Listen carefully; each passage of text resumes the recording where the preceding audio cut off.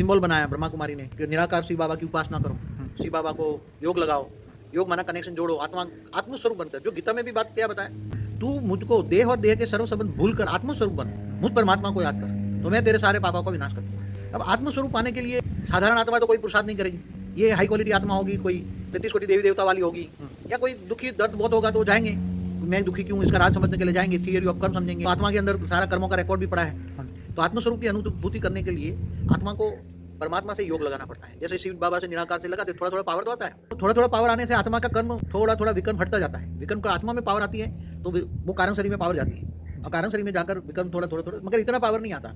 मेरा भी अनुभव है, शिव बाबा से इतना पावर नहीं आता, तुम्हें लौकिक में थोड़ी कुछ हेल्प मिल जाए। कई लोग क्या करते हैं, जैसे ब्रह्मा कुमारी वाले 1936 से विनाश करते हैं, तो जैसे योग में से थोड़ा पावर आया तो वो शक्ति का दुरुपयोग कर लेते हैं, आत्मा की शक्ति का दुरुपयोग कर लेते हैं। जैसे कि कभी किसी के लिए नेगेटिव सोचना, विनाश के लिए सोचना, विनाश हो जाएगा, केवल हम ही बचेंगे, तो विनाश कल्याण के बदले वो दुनिया के विनाश की बात हमेशा 1936 से संकल्पों से करते रहते हैं। 1936 से पहले वो आत्मा करते हैं, आत्मा परमात्मा कर रहते हैं। शिव बाबा निराकार को याद करते हैं, निराकार से थोड़ी कुछ जो पावर आती है योग लगाने से, वो सारी विनाश के वाइब्रेशन बनकर दुनिया के अंदर आज इनके ही विनाश का लाखों लोग करोड़ों लोग उनके साथ जुड़े हैं, वो सब विनाश के लिए योग करते हैं। इसलिए विनाश नेगेटिव वाइब्रेशन फैला है ना वायुमंडल में। 1936 में विनाश जो सेकंड वर्ल्ड वॉर हुई, उसके बाद उन्होंने कहा थर्ड वर्ल्ड वॉर होगा, ये होगा, नेचुरल कैलेमिटी आएगी, तो ये इनके संकल्प हमेशा ही विनाश के लिए चलते रहते हैं। मतलब पावर का मिसयूज हुआ और दुनिया के अंदर जो है नेगेटिविटी और बढ़ी।